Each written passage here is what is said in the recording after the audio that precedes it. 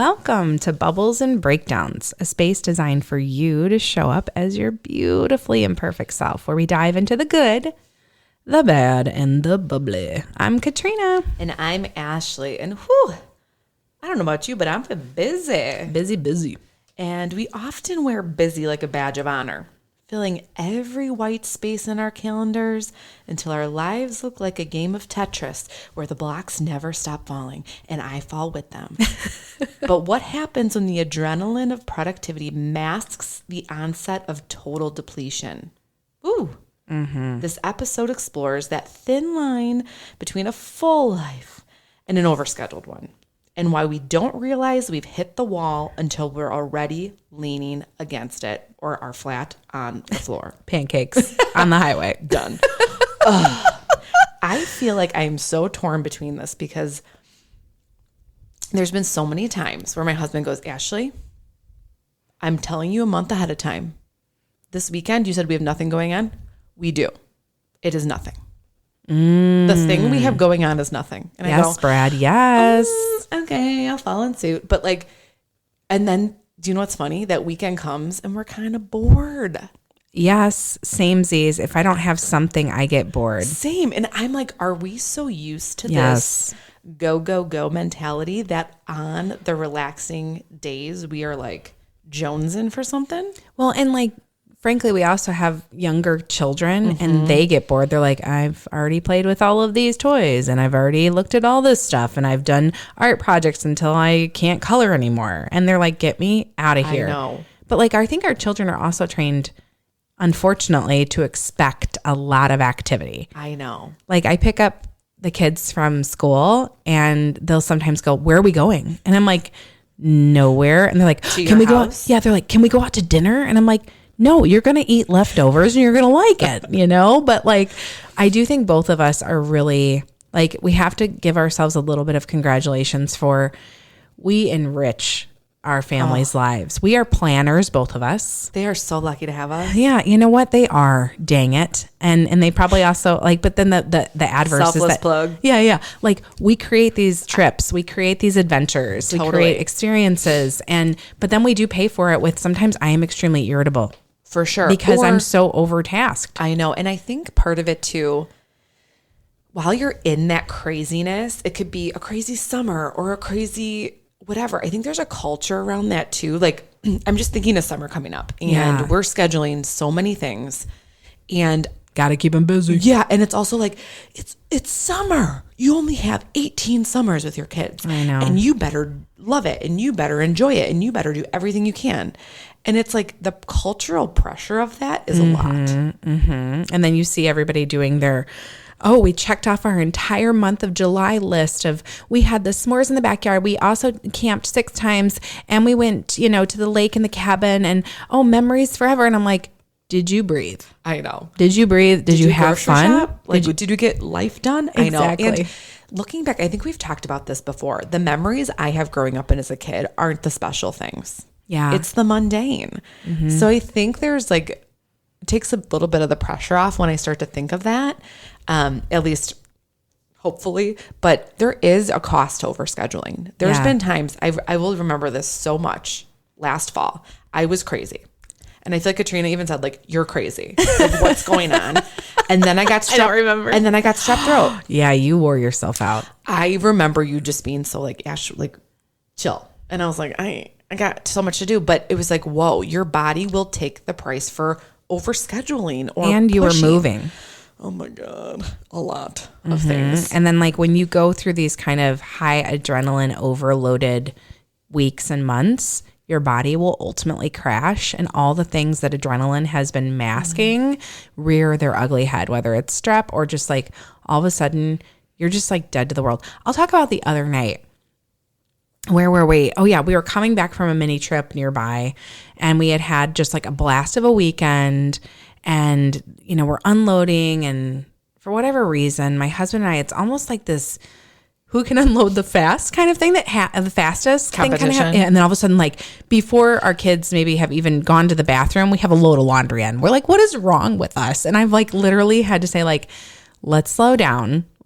Let's focus on the children because we love to get our lives back in order, like very, very quick. Like it's kind of an obsession. It's kind of annoying and we should knock it off and have a dirty house once in a while. But that night, it was my husband's last game of co-ed soccer. He is semi-retiring after like 12 years of playing in the same league. It's a big deal. I didn't know this. I know. We haven't caught up. We've been busy with like spring we've been break and we've been overscheduled and like out of home and all of that. But like, so then they were like, we're gonna have dinner.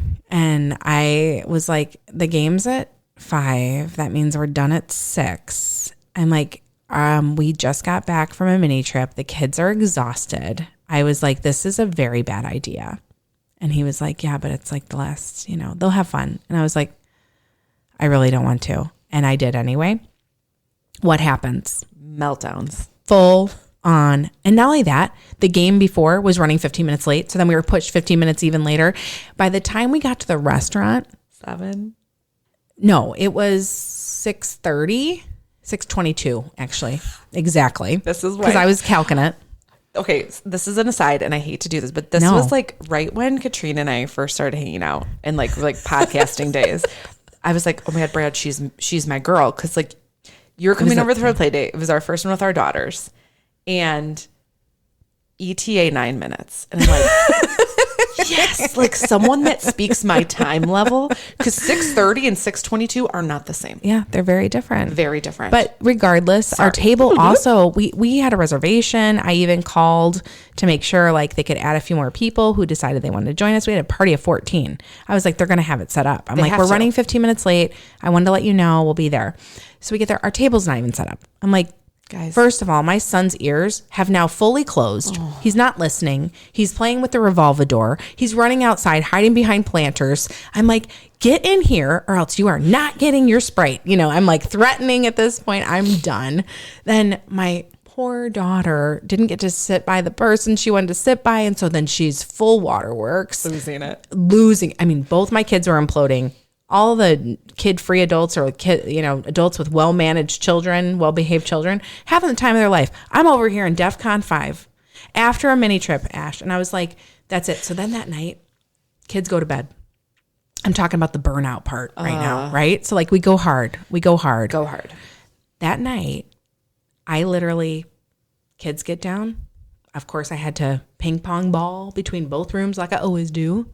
Nobody wants to go to sleep without a mommy hug. It's the worst, but the best. The best and the worst at the same time. I walk out. Matt's reading on the couch. I look at him. I go, I'm going to go take a bath. I walk into the bath, pour Epsom salts, soak. And then I barely said 3 words to him for the rest of the night. I was like, good night. And I went to sleep. And the next day I go, I want you to know I was in full survival mode. That bath was the only thing that saved me. But at least you know what will. I feel like my problem is I'm so tired. I get in bed, and then when I'm that burnt out and that gone, I wake up so sore. Yeah. Because I pass out like a kid passes out. That's how I've been out sleeping. Of socket. And constantly, and again, this is the perimenopause, lack of I was going to say oxygen. Maybe estrogen. That too. Breathe. I can't do anything. But for a while I had that frozen shoulder. Yes. Now I've got frozen elbow. Yeah. And my hands are asleep. Yeah. And I've gone to the doctor. It's just my carpal tunnel. But will I wear wrist guards? No. No, you don't. It ruin your stylish look. I mean, my wrist guards and my mouth guard, guarding all night. It's a whole thing. But I know it's one of those things that's just I feel so depleted. But I do, but would I want it any other way? I don't know. That's my question, because I looked back and I'm like, I had a blast on our mini trip. I'm glad we went to the dinner because it was the last night and you want to be there for the thing. I do think that then it does cause me to be a little bit more hermit crabby for a little bit, because I'm I've gone out too far and now I have to kind of go back in, and that's maybe how I get balance. But I agree. I love having busyness. Me too. It makes me thankful. Mm-hmm. It makes me happy about spending this quality time and making it work. Not to say worth something, right, but really creating these memories of doing. But I think the one thing that I've been really good about pulling back from as far as overscheduling is the multiple things in a day. Oh, don't even get me started. Because there's sometimes where I'm like, I'm sorry, we cannot go to every birthday party. I went to 2 birthday parties one day after a soccer game. And I was like, what did we do? What did we do? What did we do? It was nuts. It's hard. It's really hard. The birthday day culture of these kids' generation is wild. Wild. Like, build it in your budget. And I don't know about you, but in my daughter's class, all the birthdays are in 1 month. Oh, same. I was like, February? What is going on? That was ours too. It was and I'm crazy. like, okay, we'll do what we can. We'll be where we need to be. But I think those are the things that I'm like, we cannot physically make it to everything. So that's where we've pulled back. Yeah. But It's a good call. It's a good call. Yeah, it really is. Because I just can't. Yeah. And then there's this whole concept of like FOMO or JOMO. Have you heard of this? Where it's like fear of missing out versus joy of missing out.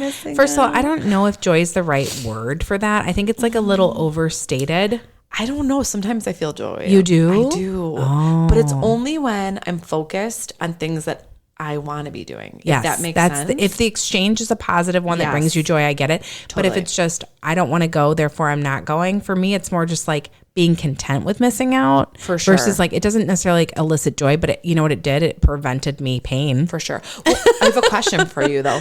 Have you ever had those things you've made yourself go to? And then didn't regret it. Mm-hmm. Yes. I know, same. All the time. And I'm like, there's certain things where I'm just like, I'm so tired. I can't go out. I know. But then when I do, I'm like, I really didn't know I needed that till I got that. And you were happy. And I was happy. So Matt is a big proponent of that thought process, is like, you go no matter what, because you end up most of the time not regretting it. However, I will say, like, whatever times that I have regretted it, I have thrown it in his face. Like, wife of the year. I was like, see, I shouldn't have gone, and I told you I shouldn't have gone. Well, because of course I'm exhausted, I'm irritable. Sure. But like there are moments where there's been both, I guess is my point, is like there's been times where I've been pleasantly surprised. There's been other times where I'm like, no, I was not in the right mindset to handle that, and I shouldn't have gone. And I do think it's actually a part of getting to know yourself, of like what you're gonna be able to deal with and what you're not. And I think sometimes I'm still learning that. Totally. You know? I'm completely with you. And I think it's okay to say no. We know this. But I feel like this is not the way I thought this episode was going to go. No. Because I'm going to keep overscheduling, I think. And you know what? That's why we're having this conversation, is because at the end of the day, there's kind of a joy in the depletion. There is. Why? Because it means you left it all on the field. I know. Yeah. You know what? That's totally right. And I think that overscheduling just to stay busy is wrong, but I think we overschedule with purpose. Right. And maybe that's the essence of this. Maybe the essence is like, if your priorities are in the right place and you're looking to cultivate experiences and bring joy to your family, it makes the overscheduled busyness worth it at the end of the day when you fall asleep with your frozen shoulder and you can't get out of bed. Totally. And you know what? It makes me too, like, so not even just like the things, like the parties, the vacations, but let's talk about like children activities. Yeah. Oh yeah. Like signing kids up for stuff. Like I feel like I've heard, every time I hear about this spoken, I always hear the negatives. Yeah. But I have seen so many positives for my own kids being involved in more. Yeah. I'm not pushing them. Yeah. I am taking their lead. Yeah. If they sign up for something and don't want to go, I want them to complete it. So we will finish this session, or we will finish this class. We will finish whatever. And then we just won't do it next time.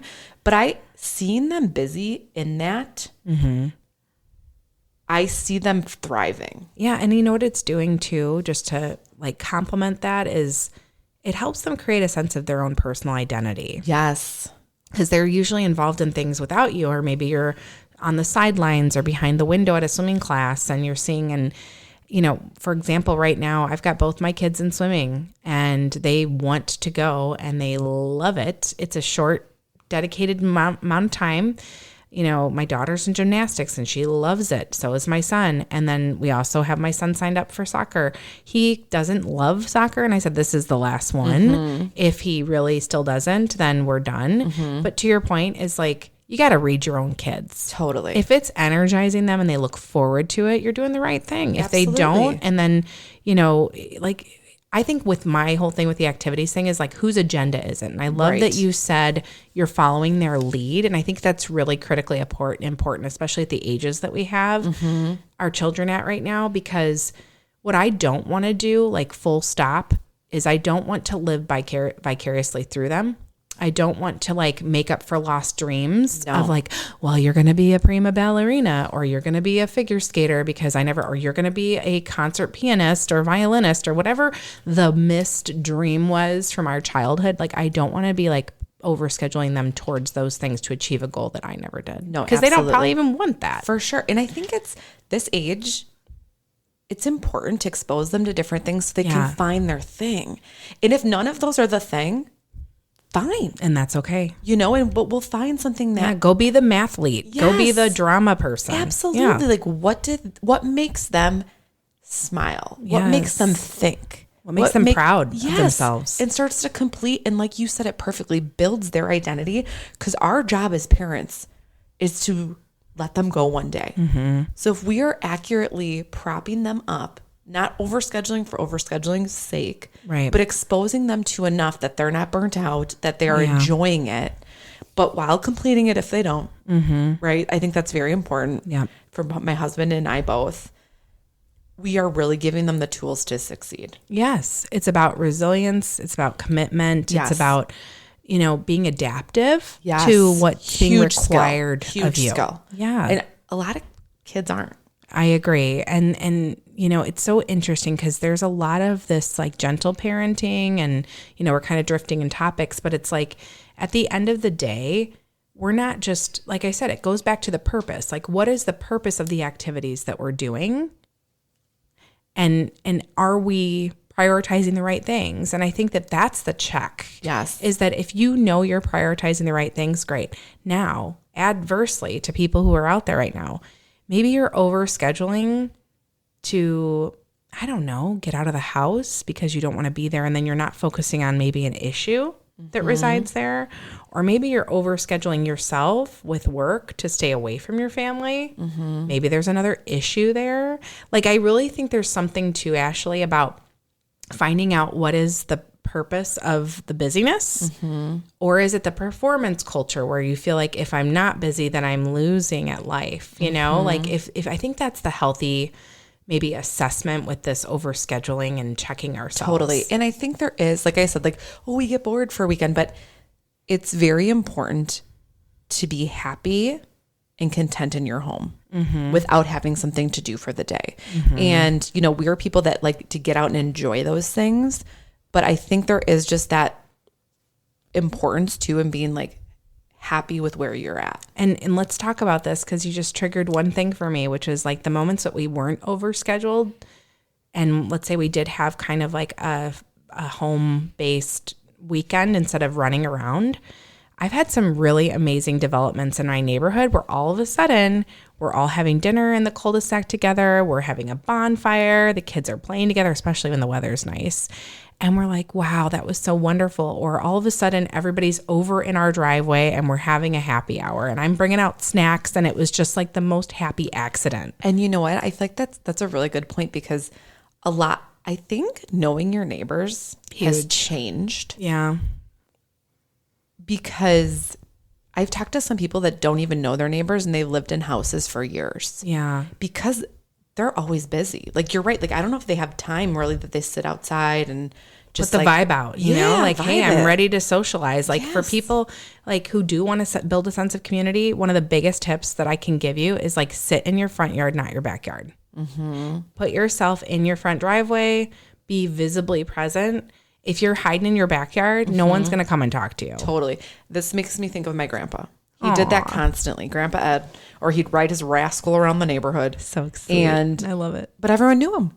Yeah, there goes Ed. There goes Ed. I love it. Rascaling around. And that's where I grew up too, is that everybody like knew each other. And I love that like in this day and age and the community that I live in, like I've got like-minded, neighbors who are open to that and who are very loving and warm and open, and they practice the more the merrier, and they have been, I think, the true cultivators of that kind of essence and letting their kids literally run crazy. And yeah, sometimes they get scratched and bruised and bumped, but that's a part of like this underscheduling that like you can create then some really happy kind of like just what you needed moments. Totally. And I think you need both. The best part of this conversation is you got to do what's best for you. You do. And you got to figure out when things are just going a little crazy and you need to take a beat, Pull back, reassess. Like, I love that, you started off with your husband being like, hey, this weekend we do have something going on. It's nothing. And then it becomes okay, so how do you create some energizing moments in the nothing? Exactly. With your family, being together. And there's a lot of beauty there. So I agree. Yeah.